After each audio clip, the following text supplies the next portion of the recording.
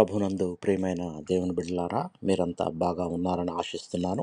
ఈరోజు దేవుడు మనకు గుర్తు చేస్తున్న ఒక ముఖ్య ఆజ్ఞ.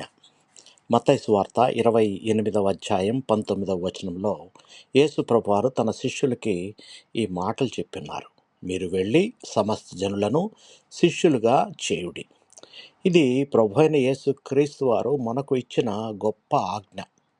ఈ వాక్యం మన విశ్వాస జీవితంలో మనకు దేవుడిచ్చిన ఒక బాధ్యతను గుర్తు చేస్తుంది.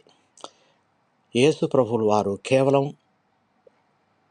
ఆయనని నమ్మమని మాత్రమే పిలవలేదు, కానీ ఆయన స్వార్థను కూడా ఇతరులకు తెలియచేయమని ఆయన పిలిచారు. వెళ్ళి అనే మాట మనం స్థిరంగా ఉండకుండా ముందుకు సాగాలని సూచిస్తుంది. మన కుటుంబంలో, స్నేహితులతో, మన చుట్టూ ఉన్న ప్రతి ఒక్కరికి కూడా దేవుని గురించి చెప్పాలి, దేవుని ప్రేమ చూపించాలి. శిష్యులుగా చేయుడి అంటే కేవలం చెప్పడం కాదు, వారికి ఒక మార్గ నిర్దేశకం చేయడం, ప్రేమతో నేర్పించడం, వారి జీవితంలో మార్పు కలిగించడం.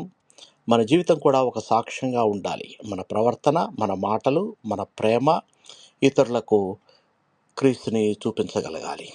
ఈరోజు మనల్ని అడుక్కోవాల్సిన ఒక ప్రశ్న, నేను నిజంగా దేవుని ప్రేమను ఎవరికన్నా పంచుతున్నానా? నా జీవితం క్రీస్తుకు సాక్ష్యమా అని ఆత్మ పరిశీలన చేసుకోవాల్సిన దినం. ప్రార్థన చేసుకుందాం. ప్రభువా, మీ వాక్యమును మాకు ఇచ్చినందుకు మీకు కృతజ్ఞతాస్తుతులు, వందనాలు. మీరు ఇచ్చిన ఆజ్ఞను నెరవేర్చడానికి మాకు తగిన ధైర్యాన్ని ఇవ్వండి, తగిన జ్ఞానాన్ని ఇవ్వండి. మేము ఎక్కడ ఉన్నా, ఎవరి మధ్య ఉన్నా మీ ప్రేమను పంచగలిగే హృదయాన్ని మాకు ప్రసాదించండి. మా జీవితం మీకు సాక్ష్యంగా ఉన్నట్లు మమ్మల్ని మార్చండి.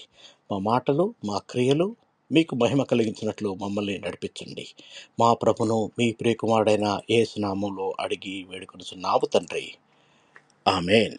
మీకు ఎవరికన్నా ప్రార్థన అవసరం ఉంటే మీరు నాకు మెసేజ్ చేయండి. దేవుడు మిమ్మల్ని బహుగా దీవించి భద్రపరచునుగాక.